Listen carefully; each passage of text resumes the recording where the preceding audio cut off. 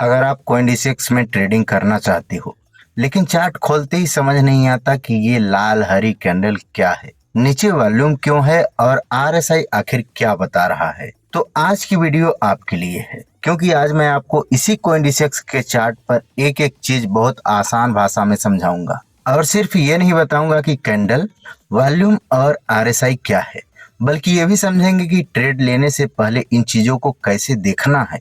तो चलिए शुरू करते हैं। सबसे पहले आपको चार्ट के ऊपर 5 मिनट लिखा दिखाई दे रहा है। इसका मतलब है 5 मिनट, यानी एक कैंडल 5 मिनट के प्राइस मूवमेंट को दिखाती है। अगर आप 15 मिनट कर देते हो तो एक कैंडल 15 मिनट की मूवमेंट दिखाएगी। तो सबसे पहले आपको ये समझना है कि आप किस टाइम फ्रेम पर चार्ट देख रहे हो। अब सामने आपको बहुत सारी लाल और हरी कैंडल दिखाई दे रही हैं। इन्हें कैंडलस्टिक कहते हैं।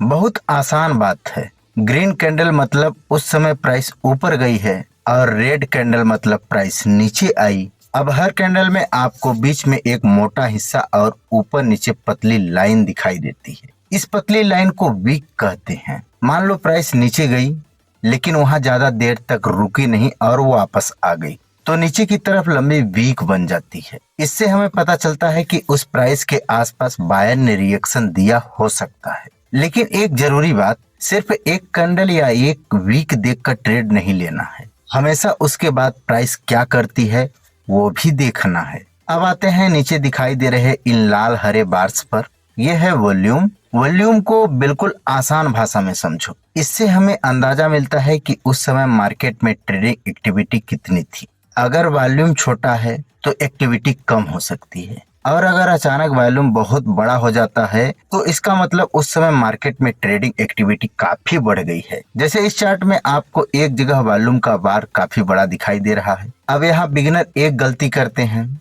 बड़ा वॉल्यूम देखा और सोच लिया कि अब बाय करना है। ऐसा नहीं करना है। वॉल्यूम बड़ा है लेकिन प्राइस क्या कर रही है, ये ज्यादा जरूरी है।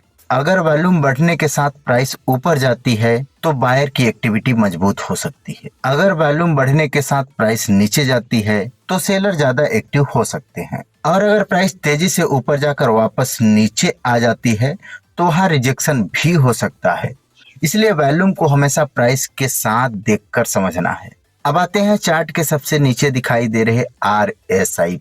आरएसआई हमें मार्केट की तेजी या कमजोरी समझने में मदद करता है। यहाँ आपको 70 और 30 के आसपास के लेवल दिखाई देते हैं। अगर आरएसआई 70 के आसपास या उसके ऊपर चला जाता है तो इसका मतलब हो सकता है कि प्राइस काफी तेजी से ऊपर आई है और मार्केट ज्यादा खरीदी हुई स्थिति में हो सकता है। और अगर आरएसआई 30 के आसपास या नीचे चला जाता है तो सेलिंग काफी ज्यादा हो सकती है और मार्केट ज्यादा नीचे आ चुकी हो सकती है। लेकिन ध्यान रखना, आरएसआई 70 मतलब तुरंत सेल नहीं है और आरएसआई 30 मतलब तुरंत बाय भी नहीं है। क्योंकि अगर मार्केट में स्ट्रॉन्ग ट्रेंड चल रहा है तो आरएसआई काफी समय तक ऊपर या नीचे रह सकता है। इसलिए आरएसआई को अकेले देखकर ट्रेड लेने की गलती मत करना। अब सवाल आता है कि फिर इन तीनों को साथ में कैसे इस्तेमाल करें।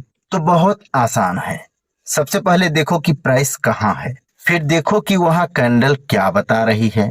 उसके बाद वॉल्यूम देखो कि उस जगह पर एक्टिविटी बढ़ रही है या नहीं। और फिर आरएसआई देखो कि मार्केट की मोमेंटम कैसी है। मान लो प्राइस किसी सपोर्ट के पास नीचे आती है, वहां एक लंबी नीचे की वीक बनती है, वॉल्यूम बढ़ता है और उसके बाद प्राइस वापस ऊपर जाने लगती है। तो ये सारी चीजें मिलकर हमें बता सकते हैं कि उस लेवल पर बायर आ रहे हैं। लेकिन फिर भी सीधे एंट्री नहीं लेनी है। अगली कैंडल में थोड़ा कंफर्मेशन देखना ज्यादा सही रहेगा। इसी तरह अगर प्राइस किसी रेजिस्टेंस के पास जाती है, ऊपर की तरफ वीक बनती है, वॉल्यूम बढ़ता है और उसके बाद प्राइस नीचे आने लगती है तो वहां सेलर के एक्टिव होने का संकेत मिल सकता है।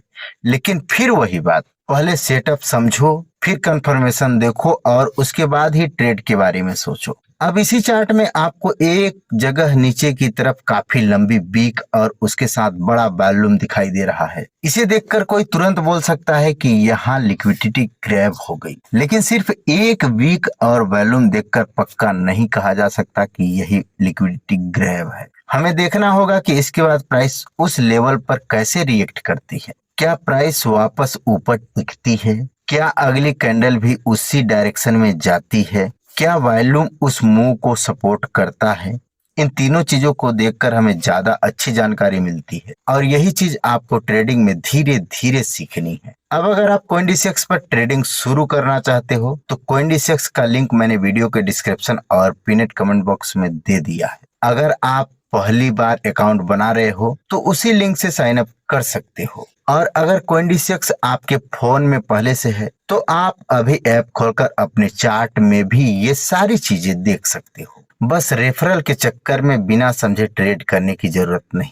पहले ऐप समझो, चार्ट समझो, रिस्क समझो और उसके बाद ही अपने हिसाब से ट्रेडिंग करना। और एक बात हमेशा याद रखना, ट्रेडिंग में कोई भी इंडिकेटर आपको 100% सही बाय या सेल सिग्नल नहीं देता, इसलिए ट्रेड लेने से पहले स्टॉप लॉस जरूर तय करो और उतना ही पैसा लगाओ जितना नुकसान होने पर आपकी जरूरत की चीजों पर असर ना पड़े। तो अब जब आप CoinDCX में चार्ट खोलोगे तो आपको ये लाल हरी कैंडल, वॉल्यूम और RSI देखकर पहले जैसी कंफ्यूजन नहीं होगी। आपको पता रहेगा कि कैंडल क्या बता रही है, वॉल्यूम क्या बता रहा है और RSI किस चीज की जानकारी दे रहा है। अगर वीडियो हेल्पफुल लगी हो तो लाइक कर देना, चैनल को सब्सक्राइब कर लेना और कमेंट में बताना कि अगली वीडियो में CoinDCX पर सपोर्ट और रेजिस्टेंस कैसे ढूंढते हैं या एंट्री कहां लेनी चाहिए, इसमें क्या सीखना चाहते हो।